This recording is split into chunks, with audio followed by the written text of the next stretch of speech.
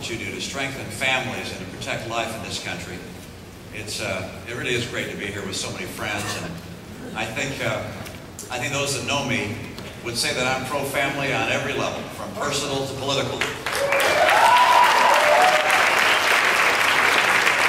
can tell you this, the greatest blessing in my life is my wife Ann and our 5 sons and our 5 daughters-in-law and our 10 grandchildren, about to be 12. My driving motivation is to have our kids and our grandkids grow up in an America that's as safe and prosperous, as strong as anything we've ever known in this great country. And to achieve that, it's not just what happens in the White House that matters, it's also what happens in your house that matters. America's future will be determined not just by heads of state, but by heads of households. Now that being said, there's a great deal that our nation can do.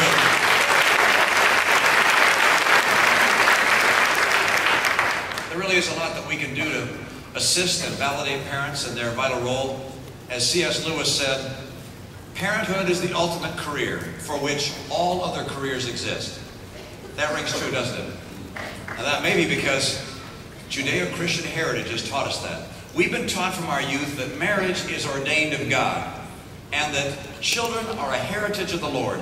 Happy is he who hath his quiver full of them. But there's another reason, a societal reason for the fundamental role of the family. Family is the building block of the nation. It's the economic unit of society. And this isn't just rhetoric.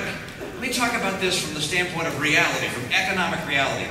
A mother and a father who love each other and are devoted to their children will have children that are better educated, better adjusted, healthier, less likely to be raised in poverty, less inclined to crime and drugs. With 2 parents, there are more financial resources and more time to devote to the next generation. And there's someone around to take over when one parent is at their wit's end. Family also means that there's a compassionate caregiver when the inevitable sickness or infirmity strikes a family member. And when you consider the source of most of our societal problems, you'll recognize from whether it's teenage pregnancy to drug use to crime, you find that they stem from the breakdown of the family. And for all those reasons, a society is wealthier, healthier, and stronger when it has strong families. In America, then, the family is a vital economic unit, the foundation of the nation. And it's the strength of this nation's families that ultimately determines America's strength in the family of nations. That's why I believe that the most important work that goes on in America today for the future of this great land is the work that goes on within the 4 walls of the American home.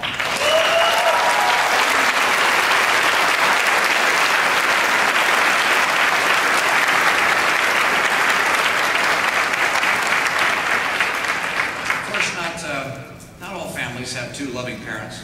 There's some terrific single parents out there, like my sister Jane, who raised her 4 wonderful children on her own.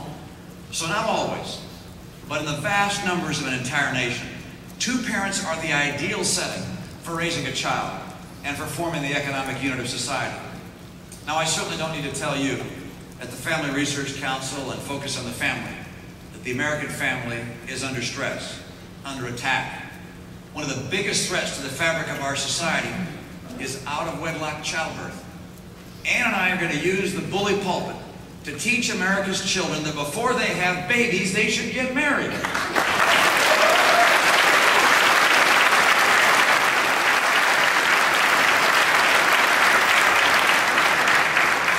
It really is time to make out-of-wedlock birth out of fashion again.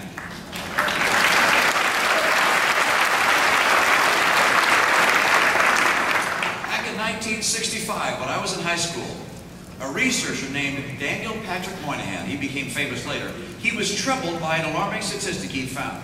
Approximately 25% of African American kids were born out of wedlock. How would they escape poverty, he wondered. Today, not 25%, but 68% of African American kids are born out of wedlock. Hats off to Bill Cosby, by the way, for telling it like it is.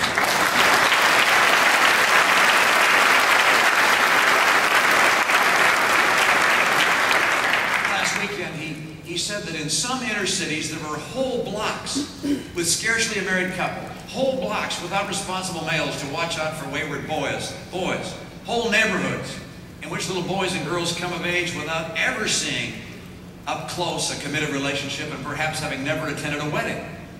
This simply breaks your heart.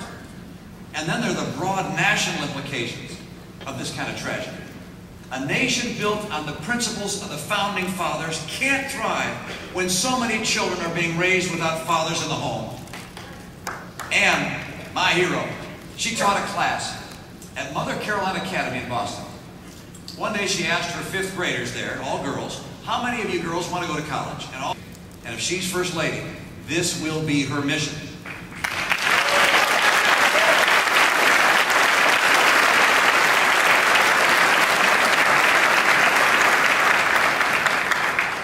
And if I'm elected president, I'll convene a White House summit to look at ways that we can strengthen the family, particularly in the inner city. Now, in addition to using the bully pulpit, there are specific policy initiatives that I'd like to bring forward if I'm president, as well as some goals I think we can accomplish together. I'll realign government incentives to encourage marriage, not to penalize it. Now, we all know that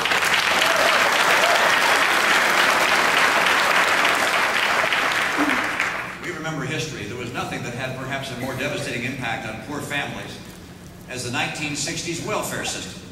Now, to some degree, that's been reformed, but there's more work to do there. For example, a single mom with a child who marries the father of that child can lose as much as $6,000 a year in government benefits. That's because their combined incomes will disqualify them in some cases for Medicaid and housing vouchers, food stamps, welfare, and so forth. It's time that we made fathers responsible for their child's health and care, whether or not they married the mother.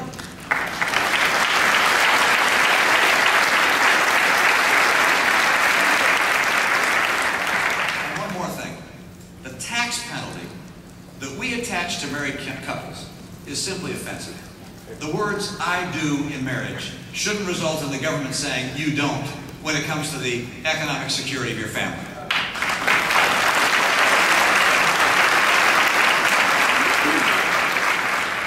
Some years ago, Dr. Dobson met with President Reagan to determine how they could keep government from doing things that would hurt families and weaken the family structure of our country. And the meeting led, as you know, to the President to issue an executive order which established the requirement that new government policies and the programs be subject to a family impact statement. And then, of course, years later, without fanfare or reason, Bill Clinton simply snuffed it out. If I become president, I will reinstate the family impact statement.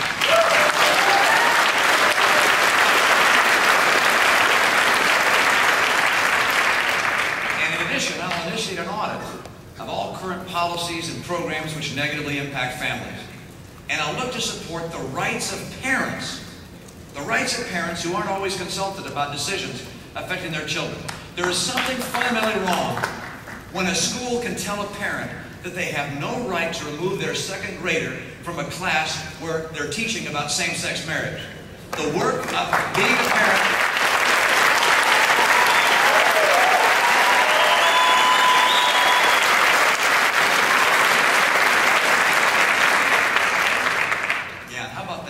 school board decision with regards to birth control bills. I mean, let me tell you, the work of being a parent is hard enough without the government making it harder.